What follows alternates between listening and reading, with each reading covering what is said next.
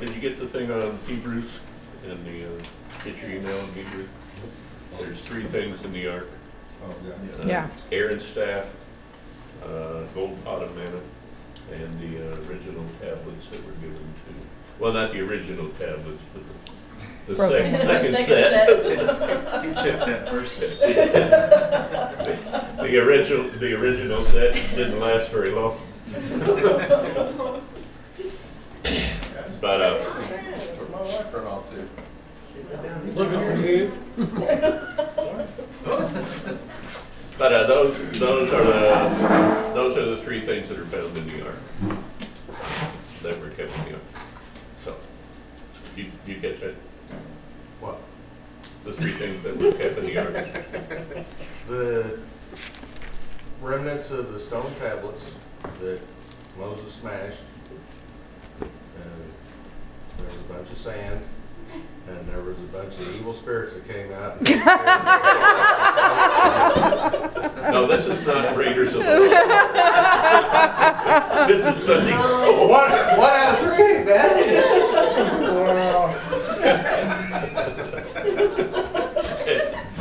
And a big flash of light. And there was a big pillar of flame came up and just. Yeah.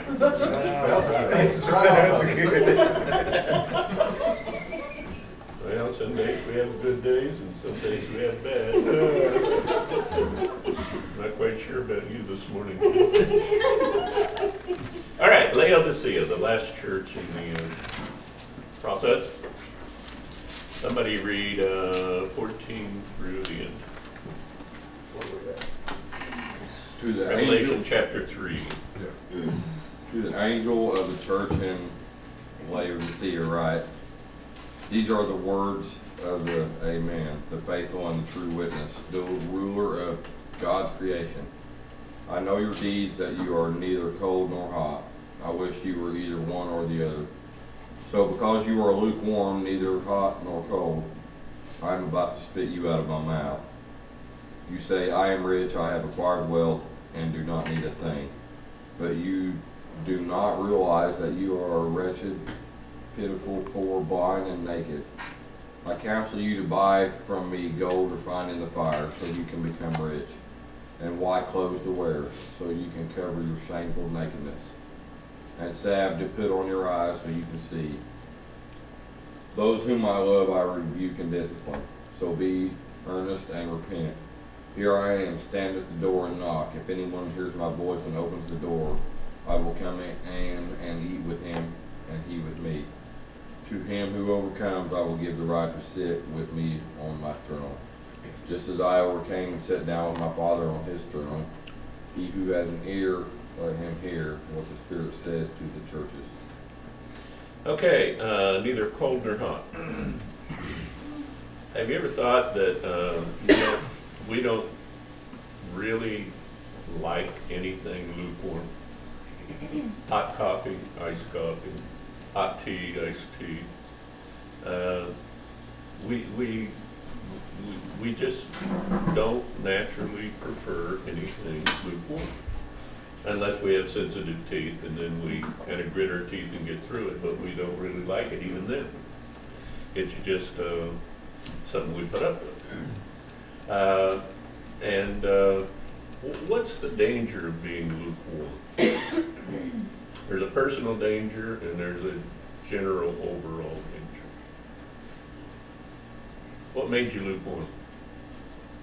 Started off hot. The Church of Ephesus started off hot and energetic and on fire and going to go out and conquer the world.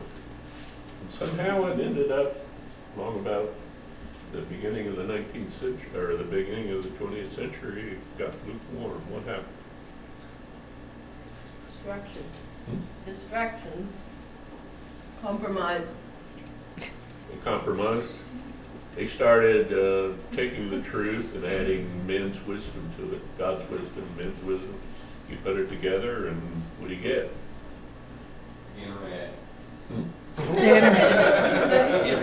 Internet. Oh my God. So what's a danger to you? What's a danger to you? At some point in time, you know, when you get to that point in time, you don't know what's real and what isn't. Do I go this way? Do I go that way? What is the truth? Compliance. Somebody said a couple of weeks ago, we can have diversities of opinion, but there is no diversity of the truth. It is what it is. Well, Become compliant. compliant. Yeah, we begin to comply. We want to mold ourselves to everybody else's opinion. What's the only thing that really counts when it comes to opinion? God's. God. You know, if God's happy with me, if my conscience is clear, the jerk next door, well, what he thinks about me doesn't really matter. If I'm doing the things that are morally correct, and if I'm treating you the way I would like to be treated, what could possibly be your complaint? That's right, there is no way. If you're doing those things and living your life according to that set of code, there's absolutely no way anybody should have a complaint against you. And of course, we know they do. We'll make it up. Yeah, they make it up. Or they feel uncomfortable with you, even though they don't have a legitimate complaint. They feel uncomfortable because you're so much different than they are, or they're so much different than you are. And you know, birds of a feather like to flock together. And if you ever watch sparrows and crows flying together in the sky, they don't get along at all. The sparrows just literally. Have you ever watched sparrows attack crows in flight? Oh man, they just worry them to death and get them out of the area. What? It's funny. Yeah, it's hilarious. That little bitty sparrow is just giving that crow a hard time, and the crow ends up leaving. Birds of a feather flock together, and different kinds of birds don't get along at all. So, what's the general problem with being lukewarm? The personal problem is you lose your stability, and you lose a clear focus on what's supposed to be and where you're supposed to be going. What's the problem in general? It don't take too long for that same indecisiveness. Next thing you know, everybody that knows you is going to know that you're indecisive, fence rider, and unreliable. Right. You don't have their back, so they're not going to put any stock in your word. Right. Whatever you have to say is going to be questioned. You're not going to have a clear message to lay down on the table.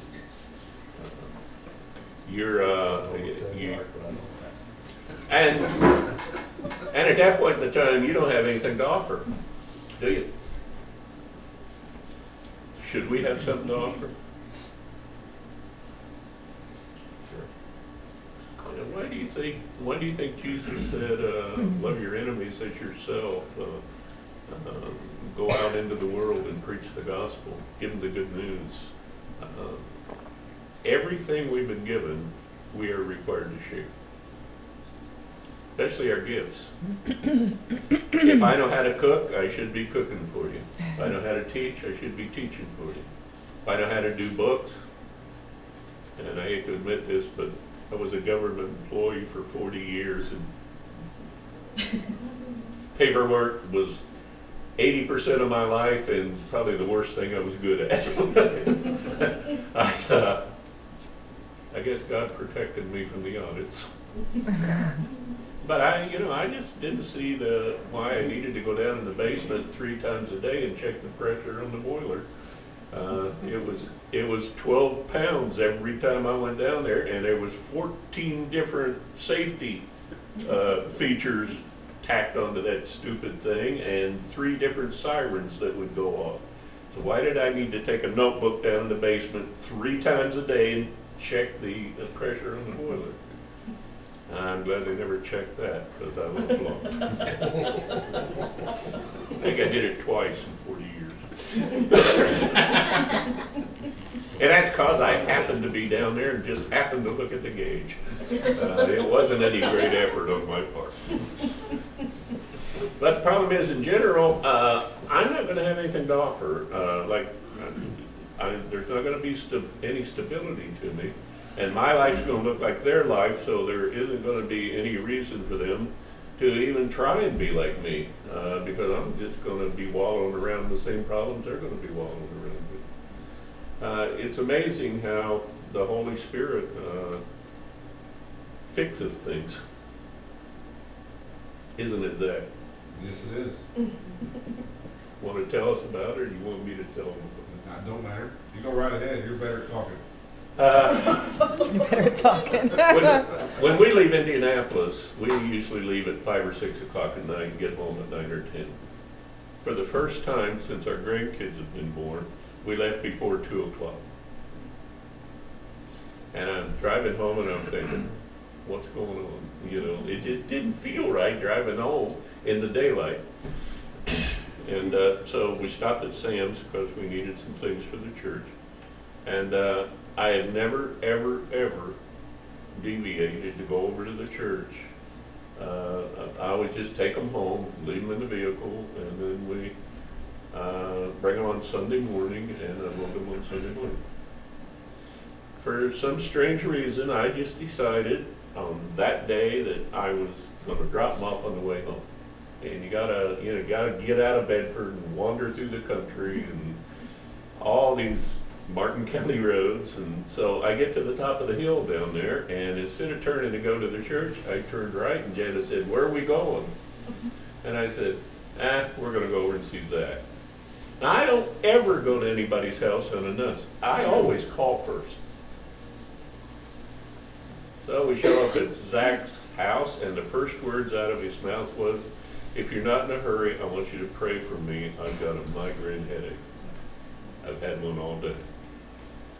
"Sure, we'll pray for you." So we prayed for him, hung around for a couple minutes and left. And then what happened, Zach? It was gone. Moments after he left, it was gone. Then I had it for hours. You ever had a migraine headache? They don't just vanish. Even when the pain stops, you've got the jitteriness and the Brain fog. huh? The brain fog. Yeah, and you're foggy and you don't feel good and your energy's going because you fought that thing for 3 days or whatever the deal was. They don't just vanish. I used to have 1 or 2 a week, and they just don't go away. Now, how did I end up at Zach's house when everything in the world pointed in the other direction? Easier to go home on the highway. I was coming to church on Sunday morning anyway. I didn't have to drop that stuff off. Nobody was going to be using it. How did I leave early on that particular day and end up in that particular place? It's called the Holy Spirit, and He guides our life. And you end up where you're supposed to be, doing what you're supposed to be doing, taking care of what needs to be done, without any forethought or any pre-knowledge on your own at all. How does that work? I'm glad it does. We can't explain it, but it happens all the time. I think Zach and I can agree that we're thankful that you are in tune enough to the Holy Spirit to obey. We're all I'm one of those that goes, "No, I'll just do it Sunday." That's dumb. We're all in tune. You know, it's kind of like a cell phone. We each have our own individual cell phone, right? But at the same time, we're all connected through that tower.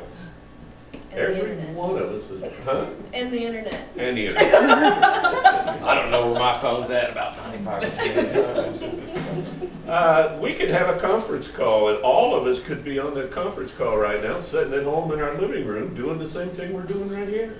Let's do that on fruit day. Aw, You don't like you're fruit? so mean. I'm teasing. If it was booger day, I'd be here just for you guys. That's the truth. All right, snots. I'm gonna put cheese in the refrigerator over there just for one. Okay, Bill. Look for him.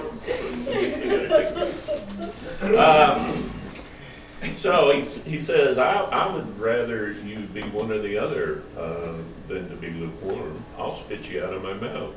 And, you know, when we're drinking coffee or tea or whatever, it's kind of like we don't bother to spit it out, but it's like, man, I wish this were one or the other. Well, basically, that's what he's saying. Now, Laodicea was known for three things. They were known for gold.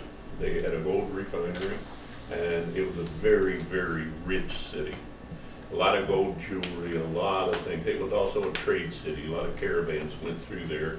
It was in a mountain pass kind of a thing, and they had to go through there to get over into Rome and Italy and France and all those places. So there was a big gold trade there. The second thing was a huge textile industry, and they made a lot of garments for kings, for royalty. They had a big trade in violet, not violet.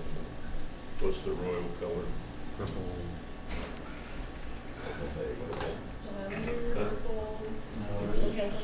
Indigo. Not violet. It's similar to violet. Indigo. Purple. Purple. Lavender. I thought purple, yeah. I thought purple, but I thought you were going for a deeper purple or something. That's what I'm like. Royal robes are purple. Yeah. They're purple. They had a big trade in that, and that is a very, very rare dye in those days. It comes from a little bitty beetle that they had to grow and raise and squash and purify. So, and the last thing they were known for was they were one of the first medical schools in the world, and they had an eye ointment that was similar things are still used today in the same concentrations and everything. They discovered an eye ointment that is still in use today. They used to sell a jar of it for $1. Now we got a little bitty tube for $15. But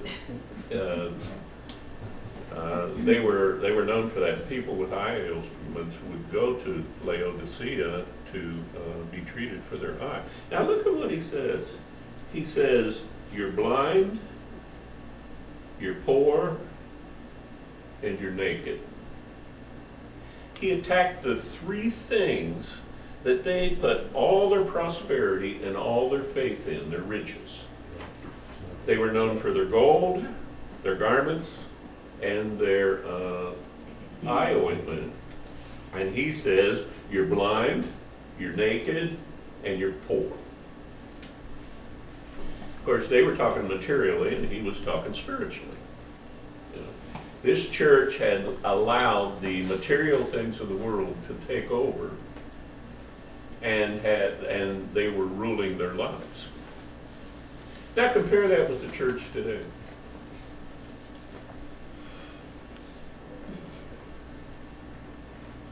Everything in here is almost the exact same as a lot of things today.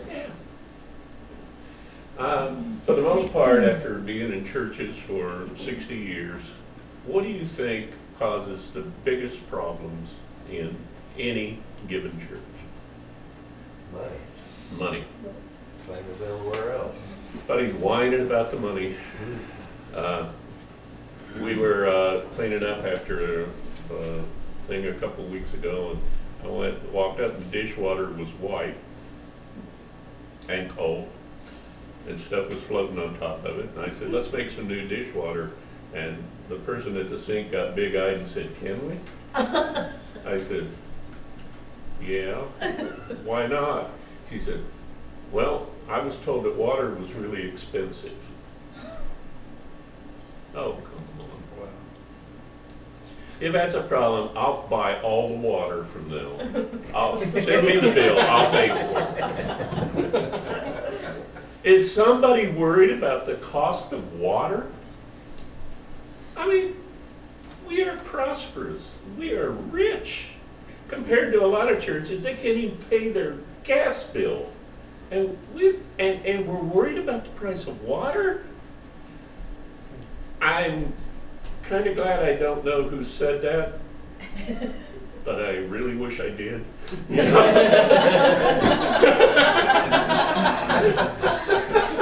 The spiritual side of me says, let it go, and the material side of me says, just choke them and get them out. It was Chad. Shut up, water boy.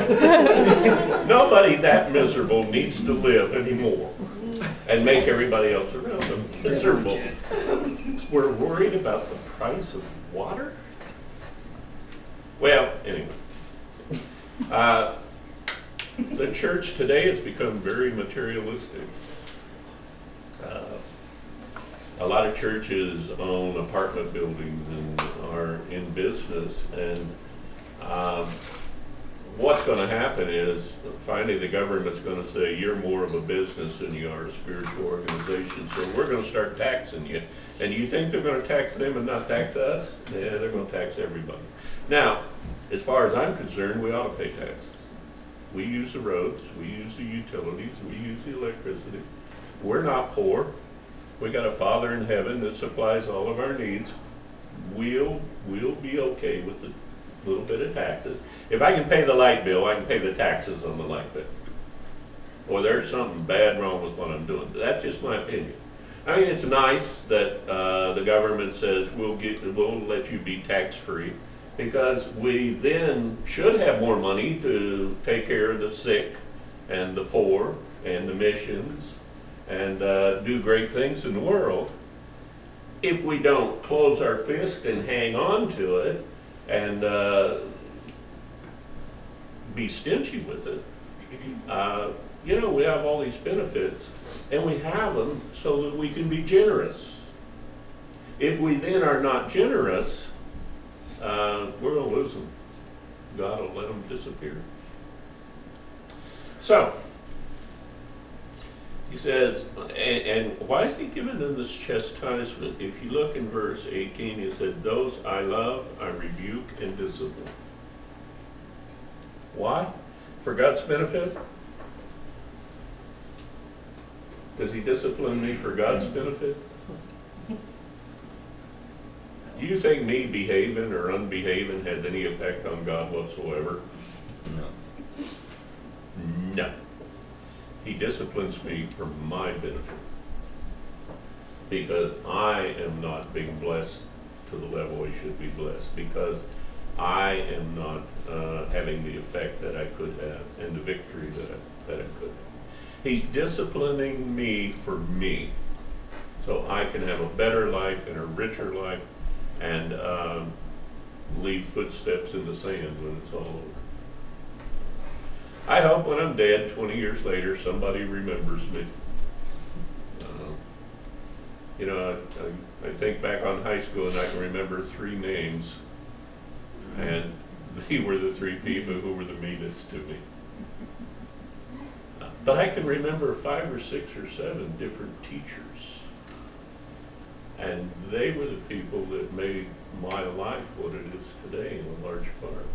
They were the, I remember Mrs. Hunt whacked me across the knuckles with a oak 12-inch ruler and cured ADD instantly. I mean, I started paying attention and ended up a straight A student. And probably for the most part, it was Mrs. Hunt and that whack on that ruler, because I never wanted that to happen again. And she smacked me. And I started paying attention. No pills involved. She just looked at me after that, and it was like,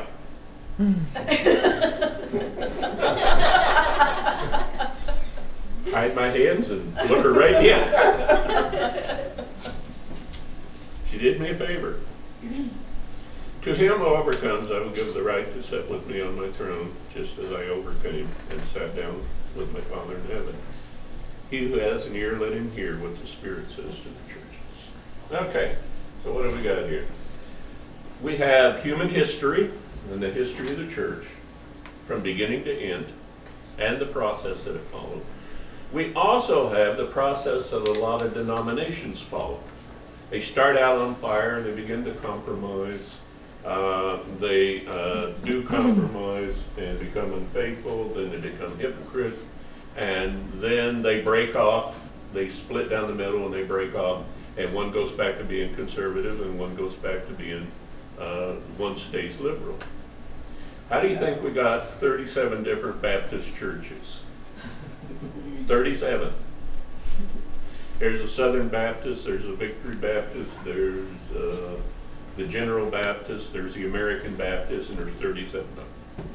Because they would head down this road, they would veer off, and some of the people would say, this isn't right, we need to get back to where we were. And the other people said, well, we're going on the way we're going, and they'd split. And then this one didn't start to go off, and the same thing had happened, and they'd split. There's 37 different Baptist churches. There's 12 different Methodist churches. There's a half a dozen different Catholic churches in different parts of the world who do things slightly different from the other Catholic churches. And it's part of this process right here of losing the path and then purifying and coming back to the path and then going wrong for a while, losing the path and straightening up and coming back to the path. It's also the pattern and the roadmap for our lives, isn't it? Because there are days we're on fire and there are days we're lukewarm. And if you get right down to it, the last two churches are a pivotal point for which way my life will go. I can either go with the Church of Philadelphia, the brotherly love church. I can be evangelistic. I can be generous. I can treat my neighbors the way I'm supposed to be treated. And I can grow and mature and become a stronger and stronger Christian. Or I can be lukewarm, sit down on the pew for an hour a Sunday, not be able to tell you 5 minutes after the doors open and I get in my car what songs we sang, what the sermon was about, what the scripture was about, and I'm driving home wondering, why did I get up and do this? I could be in bed right now, or in my bass boat, and I could be doing something else. And that's the way most people go. They either go at the end, when they go through the process and all the steps, they either end up following the Church of Philadelphia or following the Church of Laodicea. And their lives are either victorious and fruitful, or their lives are lukewarm and they sit around in a church and doze their way through the sermon and in the end wish they hadn't come. This class isn't like that. And I've looked for you for 60 years. But I've known, everywhere I've ever gone, I've known people who were committed to God with people who were more committed to themselves. It's just the way it works. And this is the pattern that it is. Now, I don't know why they started in 1906. I've never found an explanation for that. My own personal experience, it started in the 60s with the hippie movement, and that's when liberalism got a foothold and took root and began to push conservatism aside. But that's just my opinion. For the most, I know why they started in 1906, because that's when the Industrial Revolution began and when people started to be distracted by material things. Prior to that, we needed each other, and we had our needs, but we didn't have a whole lot of luxuries. People, instead of having glass in their windows, had paper that had been soaked in oil and was kind of translucent. You could let light in, but you couldn't really see out very well. In the 1900s, glass was a luxury. And it wasn't, and most houses didn't have electricity, didn't have very many material things. Nobody had a car. Everybody rode around in the box pulled by an animal. And then, starting about 1900, virtually every single thing we have was invented after 1900. Virtually everything. And with our great wealth and our great material things, we kind of lost our spirituality.